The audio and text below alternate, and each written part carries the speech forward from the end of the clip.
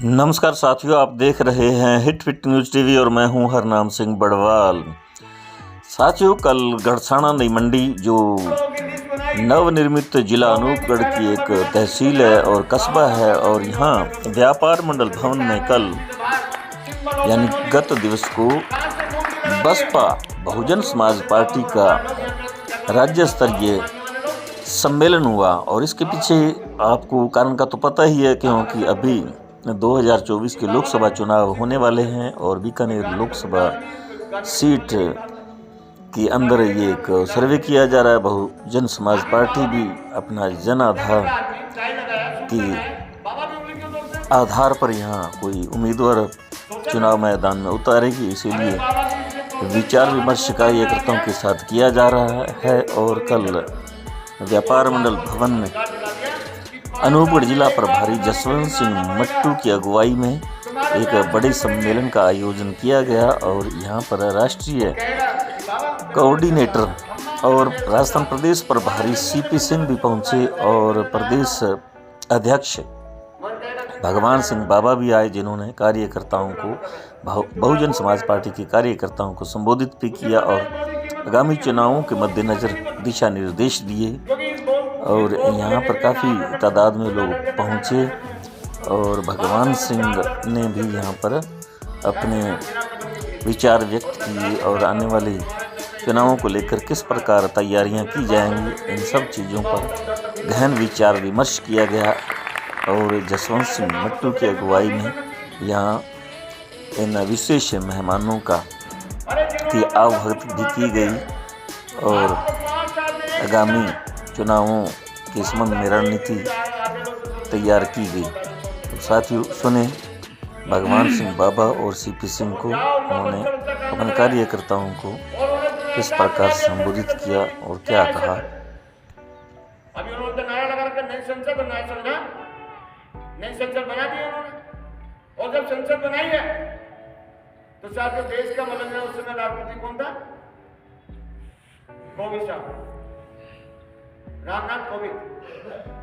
तो जब उसका शिलान्यास हुआ तो देश के प्रथम नागरिक को नहीं बुलाया गया।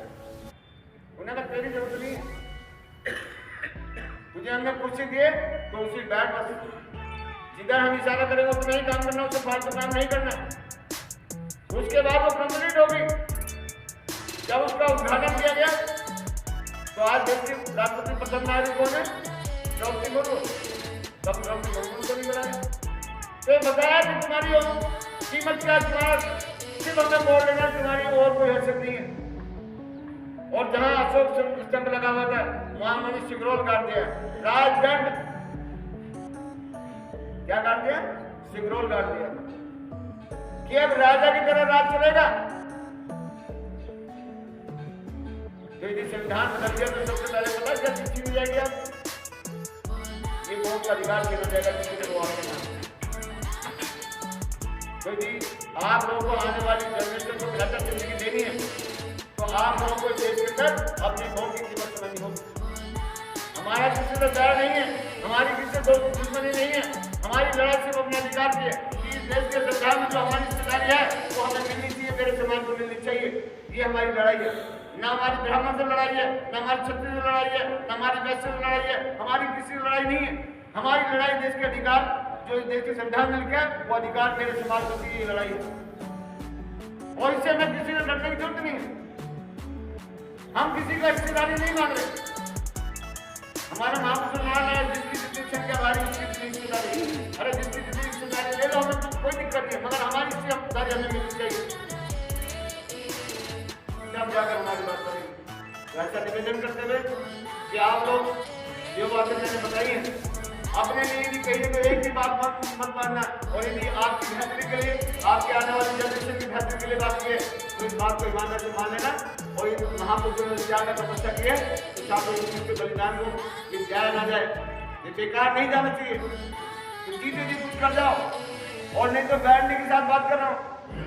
आप तो बाबा के नारे लगा रहे हो, बाबा के लिए माया करवाइए, और यदि आपने इनके अधिकारों को खत्म करा दिया तो कोई तुम्हारी आने वाली जनरेशन इन दीवारों पर तुम्हारी मूर्ति नहीं लगाएगी। कहेंगे वो लोग हैं जो अपने बाप दादा का खा गए सर और हमारे को गुलामी छोड़ के गए। तो ये तुम्हारा कोई सम्मान नहीं करेगा। यदि देश के अंदर आपको सम्मान लेना है, अपने आने वाली नस्ल को सम्मान लेना है, तो आपको साथ उनके लिए बेहतर जिंदगी दे के जाना होगा, जैसे हमारे बुजुर्ग हमें दे के गए। ऐसा निवेदन करते हुए बात को खत्म करता हूँ। जय भीम, जय भारत। सरकार चाहे तो स्कूल खोलने के लिए दे दे, सरकार चाहे तो किसी को फैक्ट्री चलाने के लिए दे दे, सरकार चाहे तो किसी को पेट्रोल पंप खोलने के लिए दे दे, देती है नहीं देती है। मगर हमारी नेता ने कहा कि नहीं, इन गरीबों ने सरकार बने तो गरीबों को हम जमीन देने का काम करेंगे। आप जाओ और पता करो उत्तर प्रदेश के अंदर कि बैंक कुमारी मैचिंग लगभग 20 लाख से ज्यादा लोगों को 3-3 एकड़ जमीन गरीबों को बांटने का काम किया। 3 एकड़ जमीन किसी गरीब को मिल जाए तो क्या उसकी गरीबी दूर नहीं हो जाएगी? तो जाओ उत्तर प्रदेश में पता कर जाओ, वहां मिली है नहीं मिली। उसके बाद भी हमारी नेता को चैन नहीं आया। डीएम को भेजा, गांव-गांव भेजा और कहा जाकर कि जाओ और पता करें डीएम कि गांव में कौन ऐसे लोग हैं जिनके पास रहने के लिए मकान नहीं है। मैं तो अभी आपके राजस्थान में आया हूँ, तो देखता हूँ मेरे वहीं लड़कियों की मतलब वो गा रखी है, उसी के ऊपर मैंने थोड़ा फूल डाल रखा है और यहाँ कपड़ा सा डाल रखा है, उसी में लोग रह रहे हैं। उनके पास रहने के लिए मकान नहीं है। मगर बहन कुमारी मैंने डीएम को भेजा कि जाओ पता करो, चाहे ब्राह्मण समाज का माता आदमी था, चाहे वो क्षत्रिय समाज का था, चाहे वैश्य समाज का था, चाहे वो ओबीसी का था, चाहे मुस्लिम का, चाहे शेड्यूल कास्ट का, जिसका डीएम ने नाम लिख दिया 150 गज का प्लॉट उसको दे दिया कि 150 गज की जमीन मालिकाना अधिकार साथ दिया। और फिर अपनी सरकार ने जीओ जारी किया कि जिनको 150 गज का प्लॉट मिला है, सरकार उनको 10 लाख का लोन मुहैया कराएगी। 10 लाख का ये लोन मिलेगा, 5 लाख सरकार भरेगी, 5 लाख इन्हें भरना है। 150 गज का प्लॉट मिल गया, 10 लाख का लोन मिल गया, 5 लाख माफ हो गया। इसे कहते हैं गरीबों की सरकार। क्या आपकी किसी सरकार ने ऐसे मदद किया? उसके बाद भी हमारी नेता रुकी नहीं। 2006 में कांसीराम साहब ने हमें हमारे बीच से छोड़कर हमें चले गए। 2007 में हमारी सरकार बनी। 2007 से लेकर 2012 तक हमारी 5 साल की अच्छी मेजोरिटी की सरकार बनी। तो मेरी नेता ने कहा कि भाई मेरे लोग जो गांव देहात में रहते हैं, इन्हें भी शहर की जिंदगी जीने का मजा आना चाहिए। तो आप जाकर देखना उत्तर प्रदेश के हाईवे रोडों पर मानव कांसीराम शहरी विकास योजना के तहत 1 साल में 1 लाख फ्लैट, 2 कमरे का मकान, latrine bathroom kitchen free of cost. 5 साल में 5 लाख लोगों को 5 लाख फ्लैट बांटकर यदि देश के अंदर किसी मुख्यमंत्री ने दिए तो आपकी नेता बहन कुमारी मैच देने का काम। इसे कहते हैं गरीबों की सरकार। मगर हम क्या करते हैं? कोई साड़ी दे जाए, कोई झाड़ू दे जाए, कोई अद्दा दे जाए, कोई बोतल दे जाए, इसी में हमारी वोट चली जाती है। अरे जब हमारा वोट बिकता है तो फिर वो तुम्हारा काम क्यों करेंगे? तुम 5 साल के अंदर 4 साल 11 महीने 15 दिन अपनी मेहनत की कमाई खाते नहीं खाते। फिर 15 दिन पहले तुम्हें कितनी भूख लगती है कि हम मांग रहे जाते कि लाओ, जितनी पार्टियां सबसे मांगेंगे सबसे खाएंगे। और अभी बता रहे थे भाई मुंह खाएगा तो काम को ले जाएंगे लगे, तो मांगने वाले कभी सरकार नहीं बनती। इसलिए कांसीराम साहब ने कहा कि ना बिकने वाला समाज बनाकर अपने पैरों पे खड़े कर इस देश की शासन प्रशासन में गरीबों को भागीदारी लेनी होगी, नहीं तो तुम्हारी समस्याओं पर मैं गला अंत नहीं कर सकता। यदि लड़ाई को मजबूती से लड़ना है तो फिर आपको अपनी सरकारें बनानी होगी। सारी समस्याएं भी कोई भी खत्म कर सकता है तो देश का प्रधानमंत्री, देश का मुख्यमंत्री और आपका शहर है तो आपका मेयर। 3 खजाने की चाबी आपको लेने पर काम करना पड़ेगा, तब आप जिसको चाहे जैसे कर सकते हैं। मैंने वो नजारा देखा, मैं तो उत्तर प्रदेश का रहने वाला हूँ। मेरे फादर दिल्ली आ गए।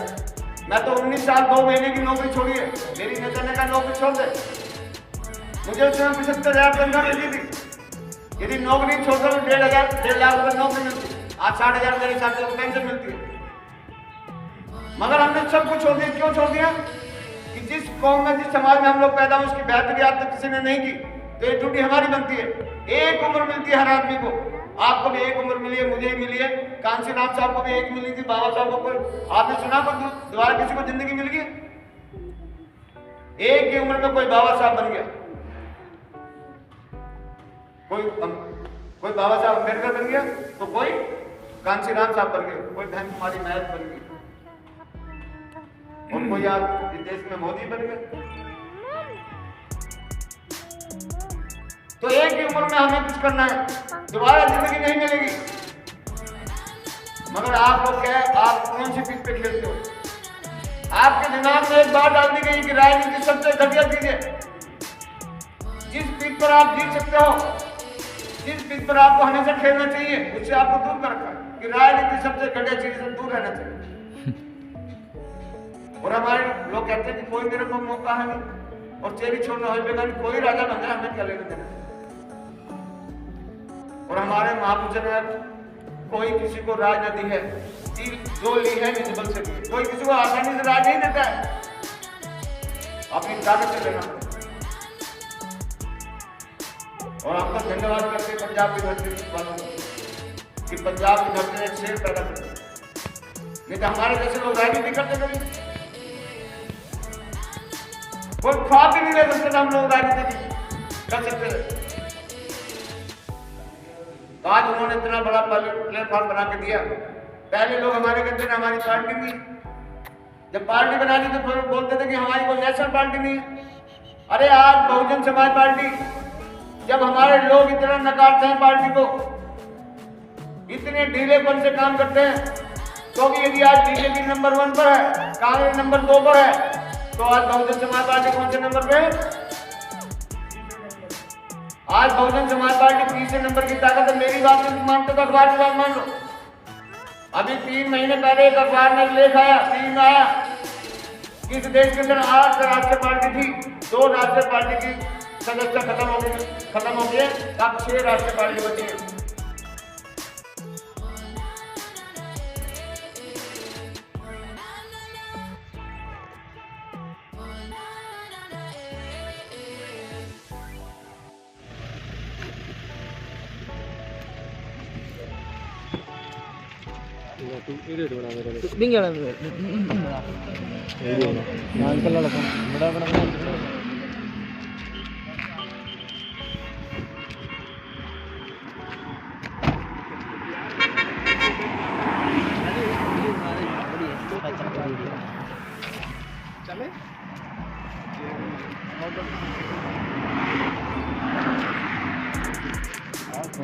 किधर ये बैठना